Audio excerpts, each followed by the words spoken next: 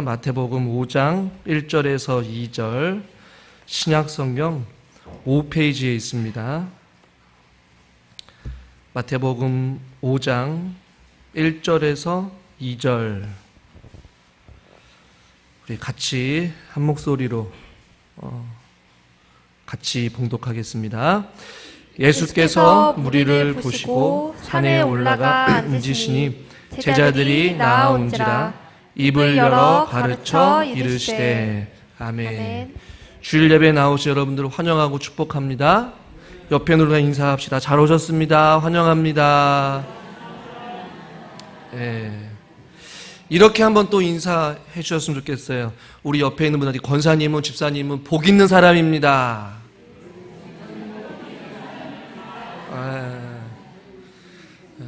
무슨 복인지 몰라도 복이 있다고 하니까 아주 좋아하시네요.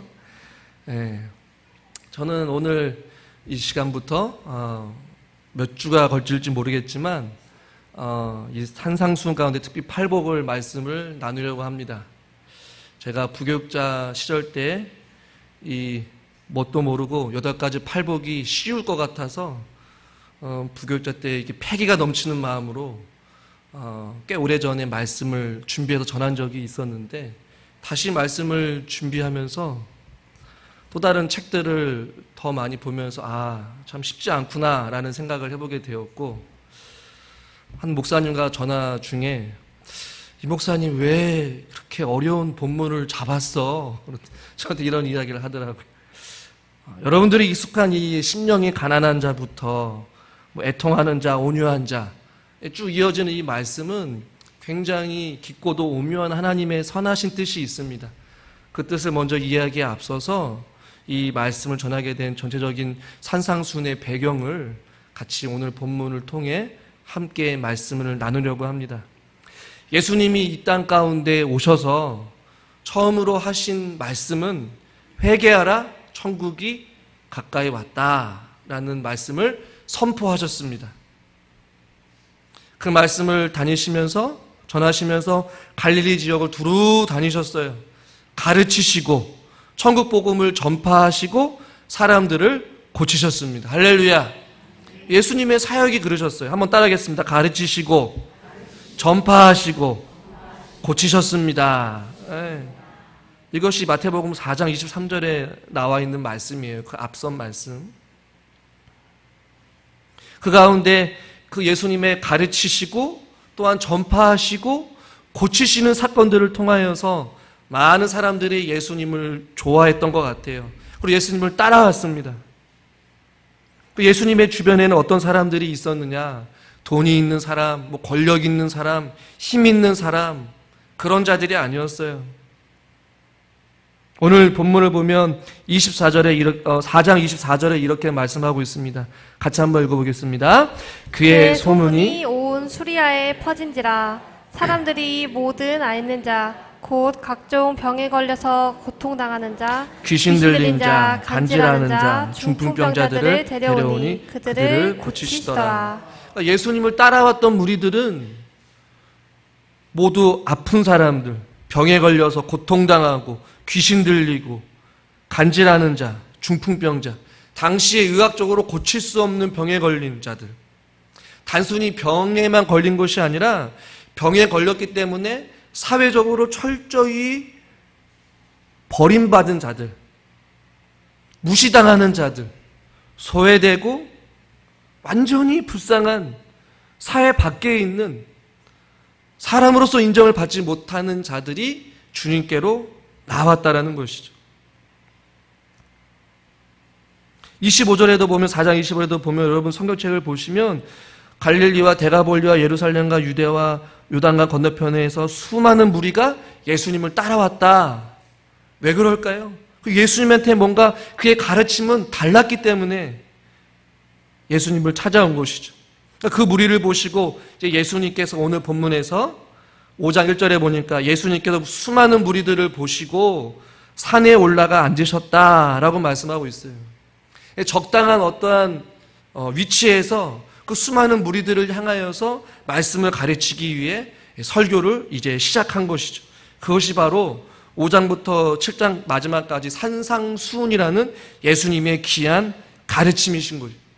그 가르침에 가장 먼저 하신 말씀이 이제 앞으로 살펴보게 될 팔복에 대한 말씀인 것이죠. 이 산상 설교의 내용을 보면 5장 1절 말씀 우리가 다시 한번 읽어보도록 하겠습니다. 예수께서 무리를 보시고 산에 올라가 앉으시니 제자들이 나아온지라. 아멘. 먼저 예수님께서 말씀을 산에 올라갔을 때 제자들이 나와왔다라고 말씀하고 있어요. 먼저 예수님께서는 이 가르침을 제자들에게 말씀을 하셨던 것 같아요. 그래서 많은 학자들은 이 팔복은 제자들에게만 해당하신 특별한 말씀 아니냐라고 질문을 합니다. 이 산상수훈의 내용은 세상 사람들이 받을 수도 없고 이해할 수도 없고 그대로 살아갈 수도 없는 굉장히 어렵고도 힘든 어떠한 삶을 우리들에게 요구하기 때문에 이 말씀은 오늘 이 말씀을 듣고 있는 저와 여러분들에게는 해당되는 말씀이 아니라 바로 제자들에게만 해당되는 말씀이다 라고 주장하는 학자들이 있어요. 그러나 그 말은, 그 주장은 잘못된 것이죠. 오늘날 저와 여러분들이 누구입니까? 바로 예수님의 제자들이에요. 할렐루야. 여러분 믿으십니까? 오늘 이 말씀은 저와 여러분들에게도 해당되는 말씀인 것이죠. 이 말씀은 이 땅에 있는 살아가는 사람들이 가르치는 내용과는 전혀 다른 내용임을 우리는 나중에 살펴보게 될 것이에요. 그런데 오늘 예수님께서 수많은 장소 중에서 선택하신 장소가 어디였느냐? 바로 산이었어요. 그런데 이 산은 갈릴리 인근 주변에 있는 곳에는 높은 산이 없습니다. 어떻게 보면 작은 그냥 언덕에 불과했을 거예요. 마치 제가 강단에서 여러분들을 바라볼 수 있을 만한 그 위치. 그래서 많은 무리들을 한 번에 볼 수 있는 만한 그런 적당한 언덕과 같은 그런 곳에서 지금 예수님이 말씀을 가르치고 있는 것이죠. 여기서 왜 이 산이라는 장소가 중요하냐? 과거에는 구약에서 모세가 하나님의 십계명의 말씀, 그 율법을 받았을 때에 신의 산에 올라가서 하나님의 율법을 받았습니다.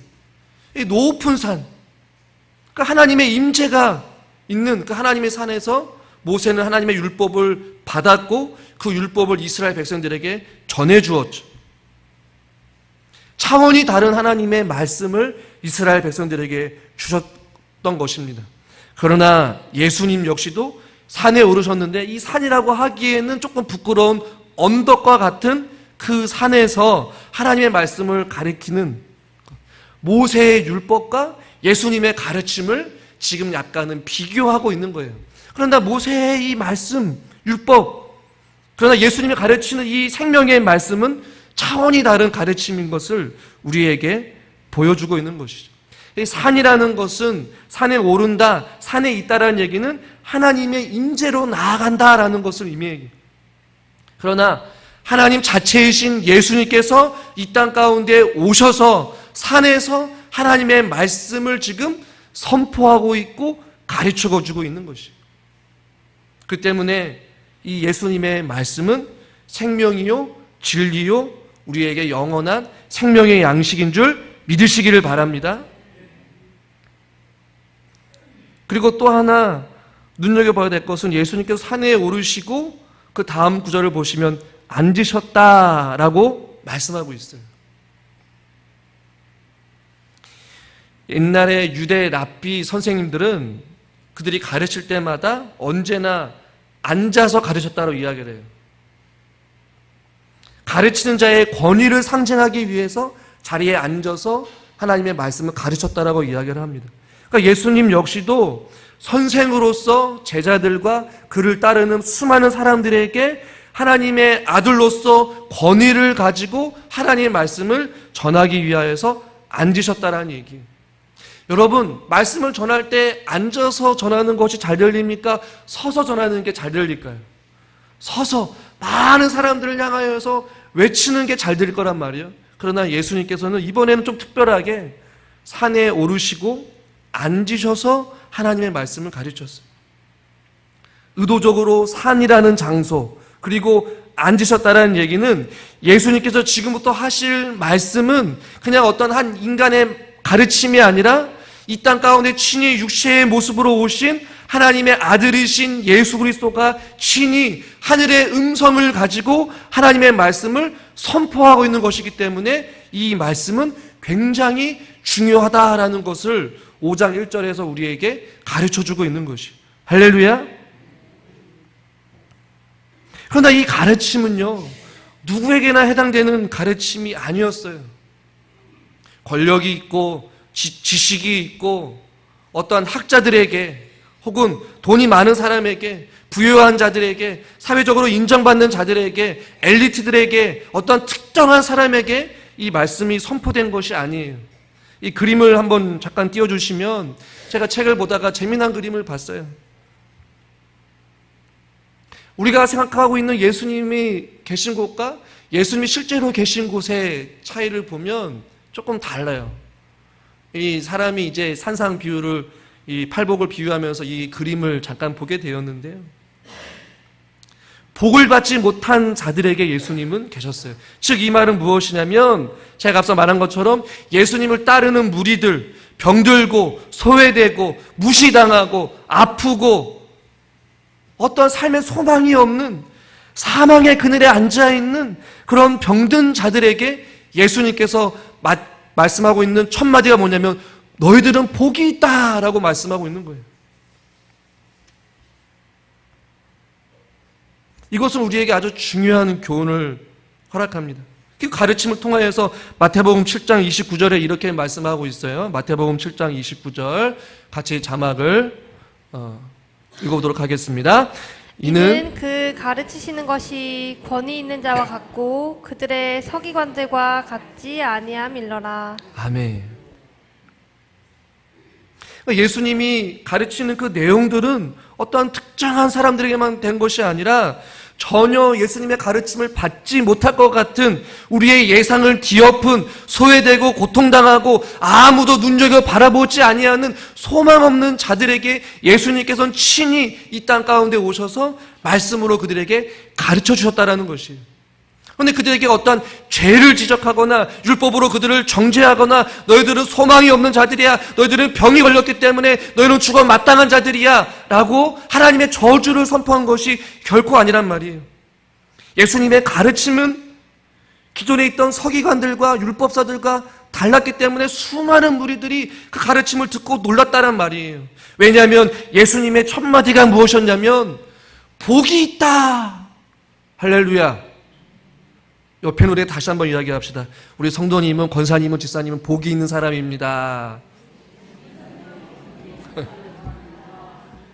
여러분 놀라지 않지만 이 당시에 예수님을 따르는 무리들은 놀랐단 말이에요.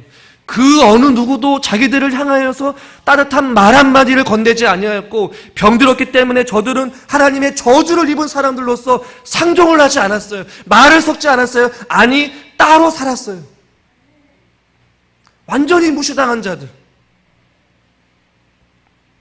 저들은 철저하게 소망이 없는 자들이라고 무시당하였던, 멸시받는 자들을 향하여서 예수님은 따로 모아놓고 그들에게 그 첫마디가, 여러분 3절에서 나오고 있는 심령이 가난한 자는 복이 있다라고 이야기하지만 아니에요. 모든 팔복의 시작은 복이 있도다 라고 이게 외치거든요.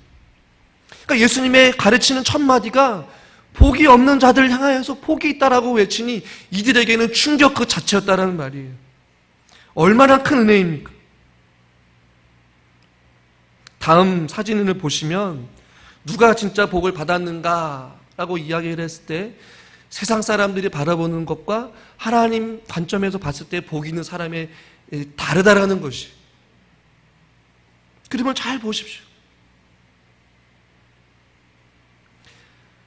우리가 생각하는, 세상 사람이 생각하는 복받은 사람과 오늘 예수님께서 말한 사람들의 복은 다르다라는 것을 저 그림을 통해서 보여주고 있어요. 자, 이 말씀을 통하여서, 이 상황을 통하여서 우리에게도 한번 적용해 보기를 원합니다. 죄인들인 저와 여러분들에게 하나님께서 무엇을 허락해 주셨습니까? 생명의 말씀을 듣게 해주셨어요. 할렐루야. 주 없이 살아갈 수 없는 소망 없는 저와 여러분들에게 주님은 찾아와 주셨어요. 그리고 저희들에게 말씀해 주셨어요. 내가 너를 사랑한다. 내가 너를 위하여서 십자가에 달려 죽으셨다. 이것을 믿기만 하면 너에게도 영원한 생명이 있어. 이 사실을 저와 여러분들에게 말씀해 주셨고 들려주셨다라는 것이. 할렐루야. 지금 산에 올라가서 말씀을 가르치는 이 생명의 말씀, 지금도 우리들에게 아무에게나 들려준 말씀이 아니에요. 주 없이 살 수 없는 저와 여러분들에게, 허물과 죄로 죽어 마땅한 소망 없는 자들, 그런 자들이 저와 여러분들 아니겠습니까? 그러한 자들에게 주님은 찾아와 주셔서 말씀으로 우리의 영혼을 살리신 것이죠. 저와 여러분들은 이 예수님의 말씀의 권위 앞에 무릎을 꿇고 하나님의 말씀 앞에 귀를 기울여야 될 죄인들에 불과하다는 사실을 여러분 믿으시길 바랍니다. 그렇기 때문에 저와 여러분들은 복이 있는 자들이에요. 창세전에 수많은 사람들 가운데서 저와 여러분들을 선택하여 주셨고, 그 생명의 말씀이 선포될 때에 아멘으로 믿음으로 고백하며 그 말씀을 들을 수 있는 귀를 하나님께서 저와 여러분들에게 허락해 주셨기 때문에 우리는 감사한 것이죠.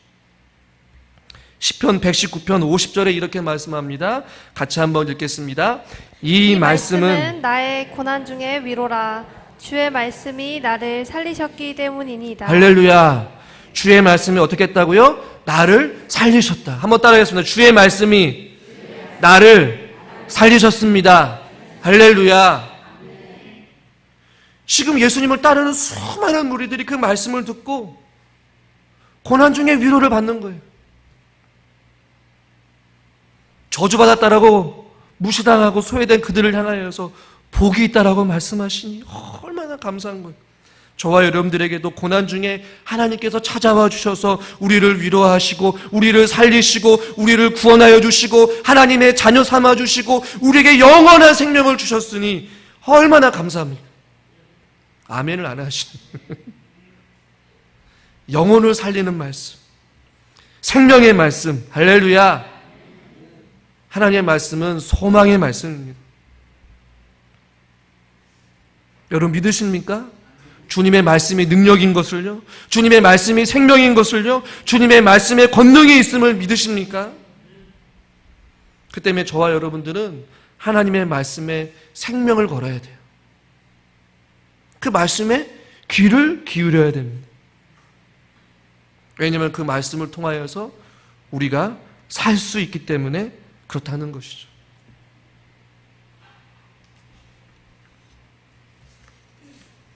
오늘 그래서 입을 열어서 예수님께서 가르치시되 3절부터 끝까지 보면 심령이 가난한 자는, 애통하는 자는 이렇게 쭉쭉 나오고 있단 말이에요. 그러나 원문에는 복이 있도다 이렇게 선포하고 있어요. 그런데요, 저는 이 팔복을 먼저 말하기 전에 복에 대한 개념들을 먼저 바로잡고 가기를 원합니다. 과거에 제가 시편 1편을 말씀을 드렸잖아요. 복에 대한 일반적인 사람들의 관점은 어떨까요? 여러분들이 생각하기에 누군가를 보라볼 때마다 저 사람은 정말로 복받은 사람이야 라고 생각을 한다면 여러분들은 어떤 모습을 두고 저 사람이 정말 복받은 사람이라고 생각하십니까? 일반적으로 사람들은 누군가가 복받았다, 저 사람이 참 부럽다라고 생각하는 사람들은 그 사람들이 삶 속에서 사업이 잘 되거나, 아멘을 안 하시네요. 돈을 잘 벌거나, 아멘을 해야 되나 말아야 되나, 자식이 형통하거나, 명문대학을 가거나, 좋은 직장을 가거나, 높은 지위에 오르거나, 혹은 결혼을 했는데 돈 많은 며느리나 돈을 잘 버는 사위를 맞이하거나, 땅을 샀는데 대박이 나거나, 예? 아파트를 샀는데 그것이 몇 개월 만에 막 몇 억씩 올랐을 때, 아, 저 사람은 정말 복 받은 사람이야. 왜 하나님이 저 사람에게 복을 줄까? 뭐 이런 이야기를 종종 하시잖아요. 여러분, 한국에서는 오복이라는 것을 이야기하다, 조금 지난 이야기지만, 자막을 보시면 수, 부, 강력, 유오덕, 고종명, 발음하기도 어려운 이 오복, 장수의 복, 부귀영화, 평안함, 남에게 어떤 선한 영향력을 끼칠 수 있을 만한 어떠한 삶, 그리고 죽음을 평안하게 맞이하는 것을 우리 선조들은 오복이라고 이야기를 했다고 하더라고요. 물론 좋은 말이죠. 우리 성도님들이 장수하기를 원하고 부귀영화를 누리기를 원하고 또 남에게 좋은 영향력을 주고 임종을 편하게 맞이하는 것. 헬라 시대의 헬라의 문화에도 보면요, 이 복을 이야기할 때에 훌륭한 자식을 두는 것, 그리고 물질적으로 부유한 것, 그리고 지혜가 특출난 것을 복이라고 생각을 했다라고 이야기를 합니다. 그러니까 우리가 일반적으로 생각할 때에 하나님 우리에게 복을 주세요라고 이야기를 할 때 그 복은 이 땅 가운데 살아가면서 필요한 것들, 물질, 건강, 마음의 평안함, 뭐 이러한 것들을 생각할 수가 있다라는 것이죠. 맹자라는 사람은 이 땅 가운데 살아가면서 정말 재밌고 행복하게 살아가는 우리의 삶을 가장 재미있게 하고 행복하게 만드는 것이 딱 두 가지가 있는데, 그 두 가지가 무엇이냐면 맛있는 것을 먹는 것과 성을 즐기는 것이라고 이야기를 했다라고 해요. 그러니까 결국에는 우리가 생각하는 모든 이 복에 대한 개념은 이 땅 가운데서 누리는 것을 이야기하는 것이죠. 그럼 여러분, 우리가 생각하는 이 복은 우리의 어떠한 영적인 피로를 채워줄 수는 없다라는 사실을 여러분 잊지 않으셔야 됩니다. 세상의 그 어떠한 좋은 것도 우리의 어떠한 영적인 피로를 영원히 채워줄 수는 없습니다. 물질이, 건강이, 부귀영화가, 어떤 마음의 평안함이 우리의 삶을 영원토록 행복하게 해줄 수 있는 것은 아니에요. 그래서 천주교 신학자 토마스 왓슨이라는 사람을 저는 굉장히 좋아하는데, 그 사람은 이런 이야기를 해요. 세상적인 기쁨에는, 혹은 세상에 주는 어떤 즐거움에는 날개가 달렸다라는 것이에요. 즉 그 말은 무엇인지 아십니까? 잠시 왔다가 그냥 떠나가는 것이에요. 그러니까 우리가 생각하는 복이라는 이 모든 것들은 영원하지 않다라는 것이에요. 순간의 어떠한 즐거움과 평안함과 기쁨을 줄 수는 있지만 이 날개가 달려서 훨훨 날아간다라는 것이죠. 윌리엄 바클레이라는 사람은 이런 이야기를 합니다. 인간의 행복은 삶의 기회와 변화에 좌우되는 것, 다시 말해 삶이 줄 수도 있고 파괴될 수도 있는 것이다 라고 이야기를 해요. 그러나 그리스도인이 받는 복은 그 누구도 손댈 수도 공격할 수도 빼앗을 수도 없는 것이다 라고 이야기를 해요. 그러면서 굉장히 중요한 이야기를 하는데, 이 세상에는 복을 혹은 행복을 절대로 찾을 수가 없다. 세상에서 행복을 찾는 것은 죽은 자들 중에서 산 자를 찾는 것과 같다라고 이야기를 해요. 여러분 공감이 되십니까? 여러분들이 복 받기를 원하는데 여러분들이 추구하려고 하는 그 복은 죽은 자들 가운데서 찾는 것과 마찬가지로 찾을 수도 없다라는 것이. 우리가 앞서 말한 복이 무엇이냐, 복 받은 사람이 누구냐라고 했을 때에 어떠한 세상의 부귀영화나 어떠한 삶의 이 모든 것을 이야기한다면 이 세상에서 가장 행복했던 사람은 솔로몬이었을 것이에요. 왜냐하면 솔로몬인 세상의 기준으로 봤을 때에는 한없이 모든 것을 다 가지고 다 누렸던 사람이지 않습니까? 세상의 지혜, 어떤 물질적인 복, 수많은 어떠한 아내와 첩들을 누리고 살았어요. 부귀영화를 누렸어요. 지혜도 있었어요. 많은 돈을 가지고 있었어요. 선한 태평을 이루었던 그 솔로몬이었단 말이에요. 그렇다면 솔로몬이 그것을 통하여서 그의 삶의 진정으로 복이라고 생각을 했다면 그의 인생의 말년에 뭐라고 해야 됩니까? 사랑하는 사람들이여, 나와 같이 이런 부귀영화를 누려라. 돈이 최고고 권력이 최고고 지혜가 최고다 라고 외쳤을 거란 말입니다. 그러나 솔로몬은 그렇게 외치지 않았어요. 그의 인생의 말년에 지었던 전도서에서 이렇게 말을 합니다. 전도서 1장 2절 말씀을 같이 한번 읽겠습니다. 전도자가 이르되 헛되고 헛되며 헛되고 헛되니 모든 것이 헛되도다. 아멘. 할렐루야. 제가 여러분들한테 말하는 우리 옆에 있는 권사님은 집사님은 복이 있습니다 라고 말한 것은 세상에서 누리는 복을 이야기하는 것이 결코 아니었어요. 그리고 예수님께서 가르치고자 하는 이 8가지의 복은 세상이 말하는 복이 결코 아니라는 것을 여러분들에게 말씀드리고 싶었던 것입니다.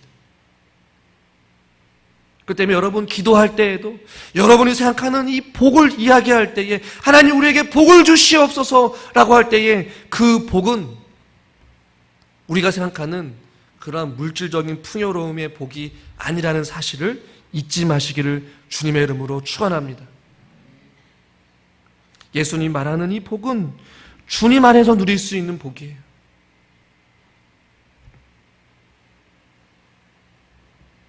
성경에서 말하는 복은 무엇이냐? 오늘 우리가 읽은 이 팔복의 이 복을 오늘날 쉬운 성경이나 우리말 성경이나 다양한 어떤 우리말의 다양한 번역본에서는 이 복이 있다라는 단어를 행복으로 좀 번역을 했어요. 그리고 저도 올해의 표어를 행복한 성도라고 표현을 했어요. 그 이유는 뭐 여러 가지가 있겠지만 이 복되다라는 표현이 거부감을 느낄 수도 있기 때문에 많은 학자들이나 오늘날 쉬운 성경 다양한 번역본에서는 행복한 사람이라고 좀 번역을 해요. 많은 이들에게 좀 복음이 쉽게 다가가기 위해서 그 번역 자체가 잘못된 것은 아니지만 주의할 필요가 있죠. 왜냐하면 이 행복이라는 단어가 로버트 리킨이 말하는데 우리에게 행복이라는 단어는 기분 좋거나 특정한 어떠한 쾌락을 즐기는 것이라는 의미가 있기 때문에 그렇습니다. 이것은 상황이나 운수에 따라서 바뀌는 일시적인 상태이기 때문에 여러분 배가 고파서 맛있는 것을 먹으면 여러분 무엇을 느낍니까? 행복함을 느껴요.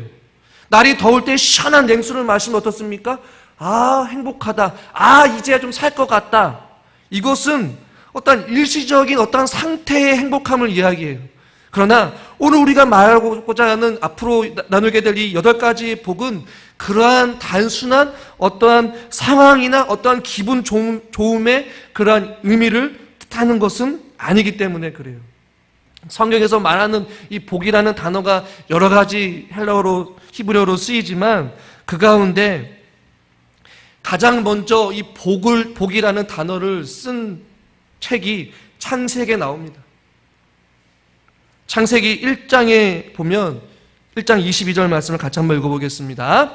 하나님이 그들에게 복을 주시며 이르시되 생육하고 번성하여 여러 바닷물에 충만하라 새들도 땅에 번성하라 하시니라. 아멘. 누가 복을 주신다고 말씀하고 있어요? 한번 따라해서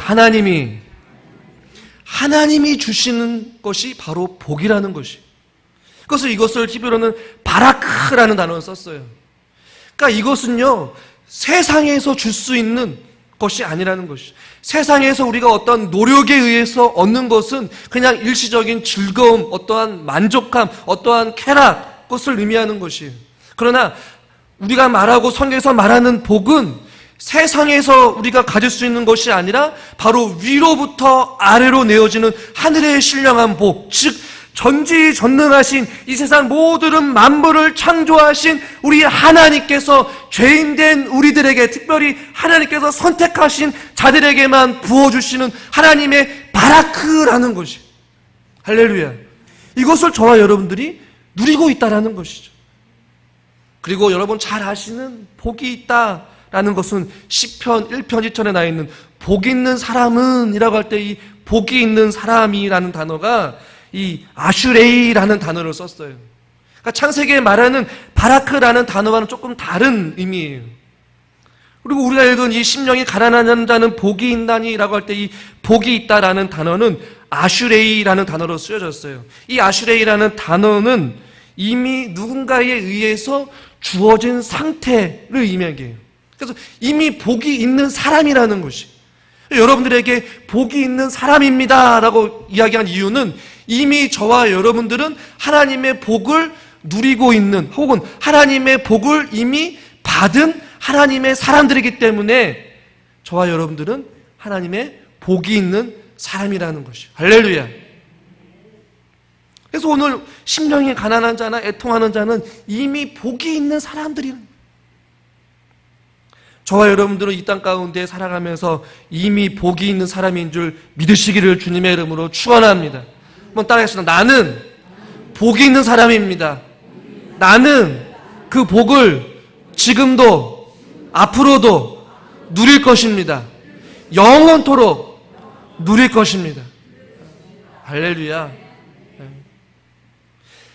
세상에 주는 즐거움은 잠시지만 하나님이 주시는 이 바라크의 복은 이미 우리에게 아슈레이, 복이 우리에게 주어진 것이 이미 던져졌어요. 누구로 인하여서? 예수 그리스도의 십자가의 사랑으로 인하여서. 그것을 우리가 지금 누리고 있는 것이에요. 아니, 누려야 되는 것이에요.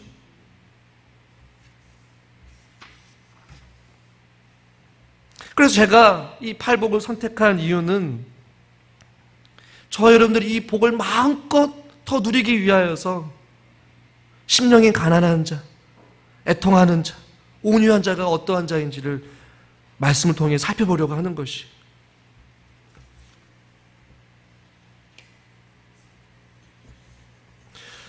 이 8가지의 복을 돌아가신 고 옥하는 목사님께서는 이렇게 비유를 해요.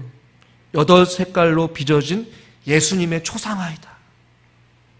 그러니까 심령이 가난하고 애통하고 온유한, 의에 줄이고 목마, 이 모든 것들은 예수님의 초상화와 같이 하나로 되어 있다는 것이. 8가지 색깔로 알록달록 비춰진 이 8가지의 복, 여러분 궁금하지 않으십니까? 8가지 복은 어떻게 말하면 예수님 자신의 성품을 이야기하는 것이. 그리고 그 성품을 저와 여러분들이 닮아가기를 원하시는 것이. 왜냐하면 저와 여러분들이 하나님의 자녀이기 때문에 그래요. 팔복에 대해서 많은 학자들이 찬양을 합니다.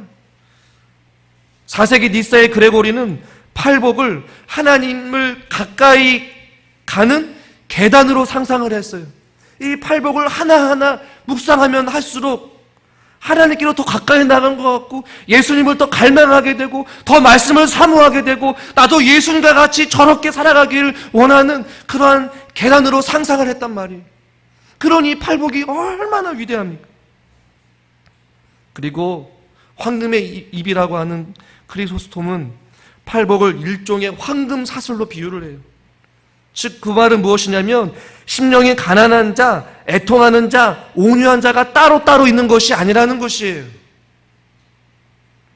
즉 그 말은 무엇이냐면 다 연결되어 있거든요.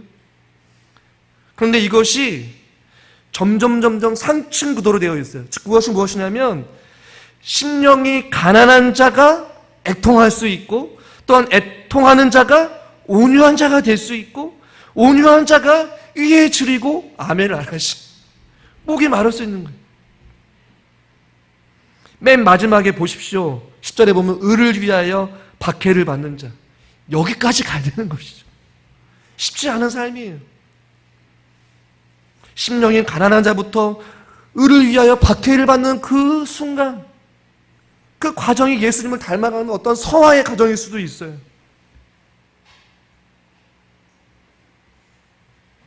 그리고 어떤 것은 현재 시로 쓰여져 있고 어떤 것은 미래형으로 쓰여져 있습니다. 즉 그 말은 무엇이냐면 어떠한 복은 지금 우리가 누리게 될 복이 누리고 있는 복이고 어떠한 복은 앞으로 우리가 영원토록 누리게 될 복을 예수님께서 미리 말씀하셨다는 것이. 우리에게 주어진 복은 지금 우리가 누리고 있고 앞으로 누리게 될 복인 줄 믿으시길 바랍니다. 예수님은 그것을 다 성취하시고 우리에게 약속하셨어요. 이 말씀 우리에게 주신 의도는 무엇일까요? 마태복음 5장 48절 같이 한번 읽어보도록 하겠습니다. 그러므로 하늘에 계신 너희 아버지의 온전하심과 같이 너희도 온전하라. 아멘. 하늘에 계신 우리 아버지가 온전하신 것과 같이 우리들도 온전하기 위하여서 이 복을 우리에게 주신 줄 믿으시기를 바랍니다. 심령이 가난한 자가 되어 우리에게 주어진 이 복을 저와 여러분들이 받아 누릴 수 있기를 주님의 이름으로 축원합니다. 앞으로 우리는 이 8가지의 복 있는 사람들을 살펴볼 것이에요.